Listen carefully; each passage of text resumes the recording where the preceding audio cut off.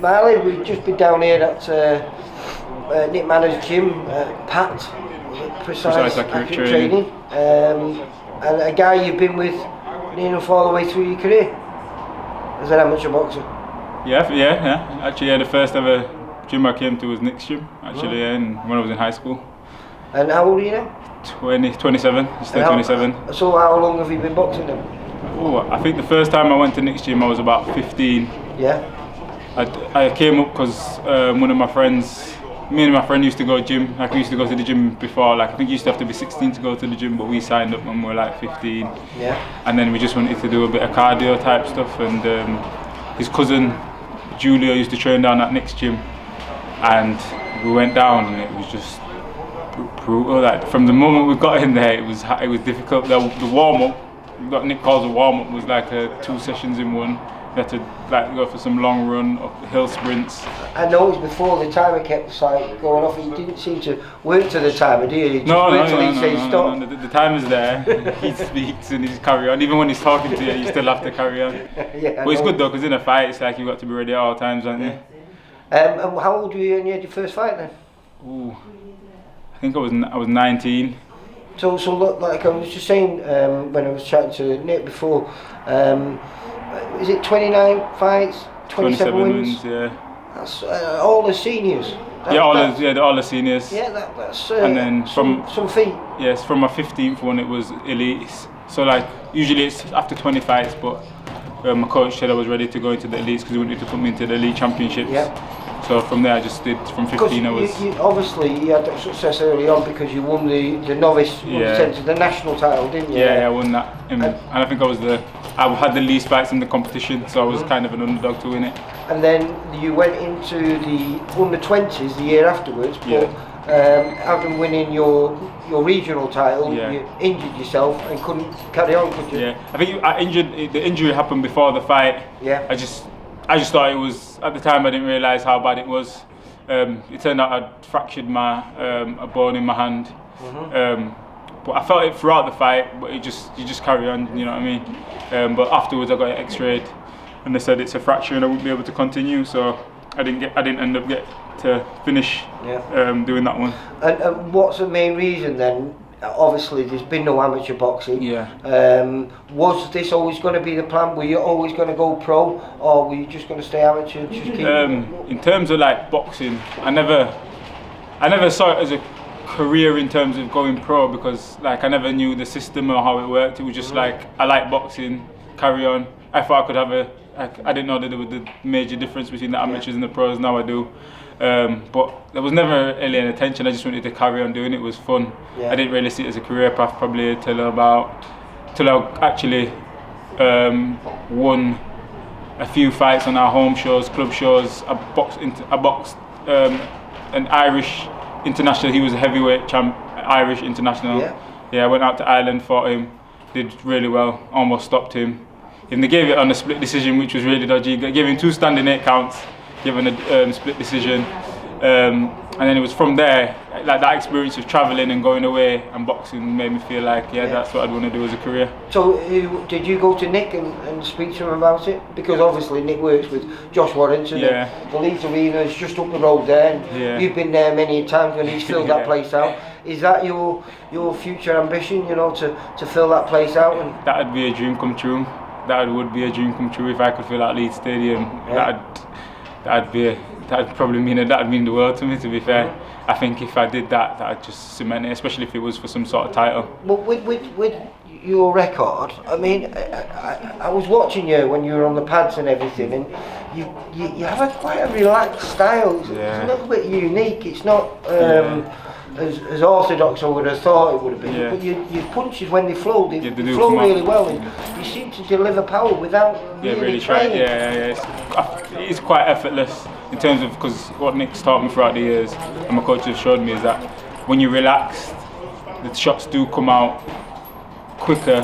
They might not be as hard as the ones where you're and digging it, but the speed as well as the impact just leads to a heavier when they're not expecting it. Yeah, it's like you do. I think the last year I've tried to do the more traditional, and now again I'm just starting to, because I feel like I've not mastered it, but I've kind of developed it and I know how to go and do the traditional style. I'm trying to express myself a bit more, because in boxing it is, unless you do knock the guy out, it's about impressing the judges. Well then, have you had many stoppages as an amateur? Or? My first fight was a second round stoppage, and that's probably what made me want to carry on, because it was like, you got in there, you beat a guy, he had 6 fights, that was my first fight. Right. He'd boxed international as well, so it was like, that was a spur to go on. But I just think, like I could knock anyone out, to be fair. Well, I'm saying, so have you got many stoppages as an amateur? If I look back at it, I think maybe 5. Right. First one, and then I think most of my fights have delivered standing 8s. But it's hard though as well, because you would have moved quite quickly. You've gone from being a novice champion to suddenly being into the elites, where actually a fighting has a big disadvantage, because probably where you're on maybe 15, 16, 17, 18 fights, they're probably on 40 or 50. I think my 15th fight was against a guy that had 70 plus fights, and then my 16th was a guy that had 50 plus fights, and then after that, I think, if I look back at it, I think nearly all of my fights have been against people more experienced than me. Like literally everyone I've fought. So I presume it's going to give you confidence for moving into this pro game. Where if I spoke to you, let's say 10 years time or 5 years time, where would you like to have been as a professional fighter? What's your aspirations? In my head, my dream would be like, I'd be extremely happy with if I was to win the British title, but in 3 weight divisions, because I checked back and I think there's only one guy, and I forgot his name, I'll look back and research it again, but I think there's only one person that's won it in 3 weight divisions. You're competing at light heavyweight now. Yeah. So what would you, what to do those 3 divisions, you'd have to move up to heavyweight. So No, I think super middle, light heavy, cruiser. If there was a heavyweight fight, that's what I was saying. So if there was a 6'3" guy that didn't look that big, then I'd take it. It's just how it goes, really. It's a fight at the end of the day. Like, I don't go into fights and get scared like the world. So super middleweight would be your initial starting point. No, I'd probably start. I would start at light heavyweight, but like if the British. Yeah, but that's because you're not going to get those luxury day before weighing, are you? No. So a day before weighing, you think super middleweight is quite comfortable for you to make. Yeah, I wouldn't like stay at it. It'd be like to win a British title. I'd stay at light heavy, win a British, and then I'd just leave it. I just want to have that on my record to say I won it 3 weights. Yeah, like a lot of people do look at the world titles, but to me, if I had a choice of winning 3 British or 1 world title, I don't know why. It sounds weird, but I've just always. Saying that though, sometimes it's easier to win a world title than it is to win a British title. I mean. The way things are now, you know what I mean? Because you do. Yeah, there's a lot of people like not avoiding, but you can avoid the British. Go for British title, and yet there's about 5 or 6 world titles. Yeah, that's what I mean. Yeah, and what I'd probably like to do, I'd have to speak to Nick and Steve and everyone about it, would be to, like, as a British champion or an English champion, fight like a Russian champion or a Jamaican Nick champion. like to work with them? He's loud, isn't he? Nick, yeah, I don't know, how did I describe Nick? Nick is tough, he's firm, but he's fair at the end of the day. Mm-hmm. Like he's got my best interests at heart, I know that. Like throughout the years, he's always put like my dreams, goals and ambitions first. He's never rushed me into anything, he's never pursued me, he's never like forced me to do anything. It's always been a case of guiding, and he's always like, even down to like when Josh comes round us and stuff, he always makes sure that we all can have a chat. How will this work? Because Colin's much more silent. Yeah, it is a clash. What do you get from Colin then?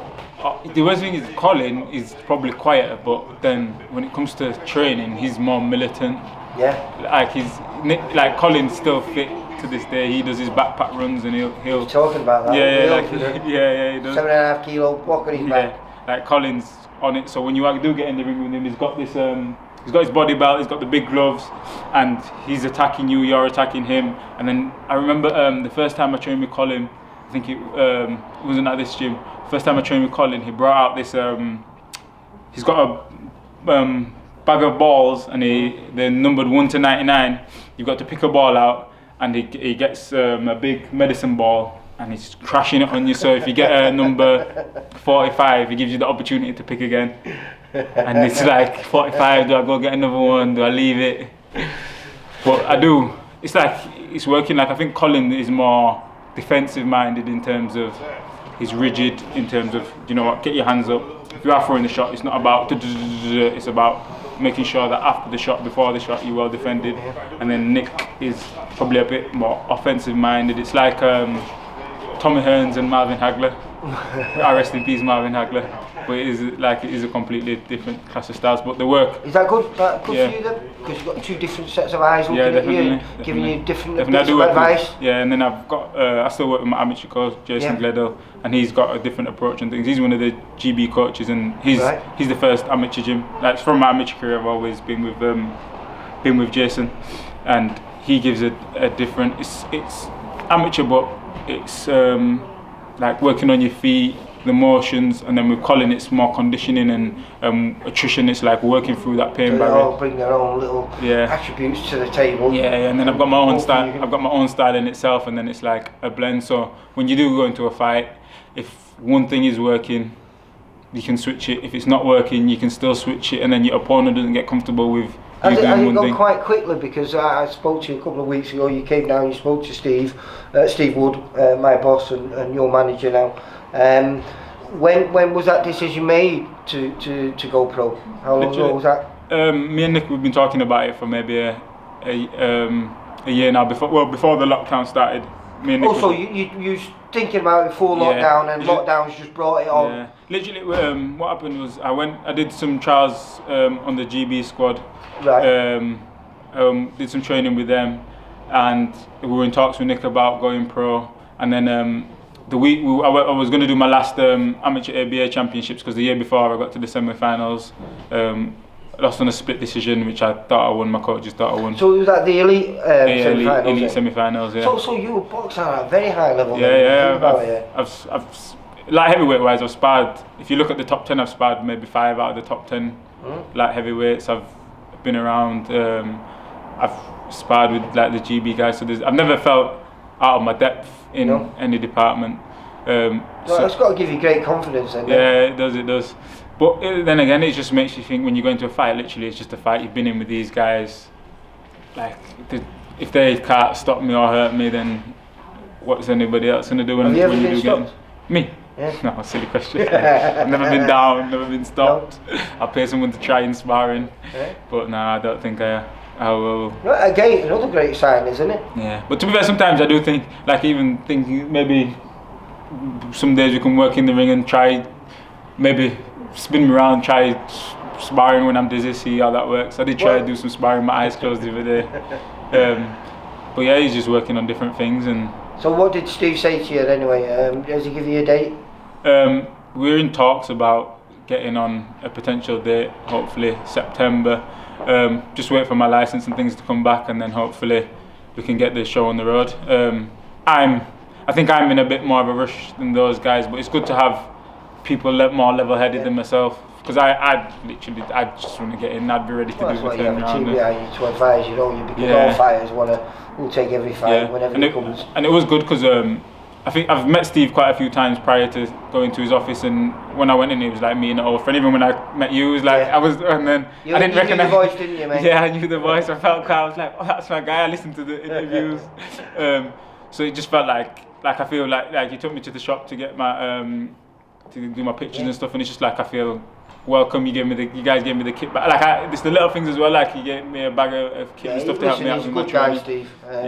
And hopefully he'll do well by you, and we'll take you to those levels that you want, and maybe a 3-weight British champion. That'd be a dream come true. But one step at a time. We'll get the first one out of the way. I don't want to look too far into the future. It's just like my first fight will be my most important. The fight after that, if that comes and it goes well, will be my most important. So it's one fight at a time. Yeah, definitely, because you never know when the next one will hold. Listen, I'm really looking forward to you starting this journey. I've only heard good things about you, and not just from Nick, from plenty of other people. So we don't know when it's going to start, but we know before the end of the year. Definitely. And hopefully, the next time I chat to you, I'll be saying 1-0. 1-0, and still. Well, take care, mate. Right, nice to meet you. For all boxing info, news, and latest interviews, amateur and pro, across the north, click and subscribe. VIP Boxing Promotions. Also, Twitter, Instagram and Facebook.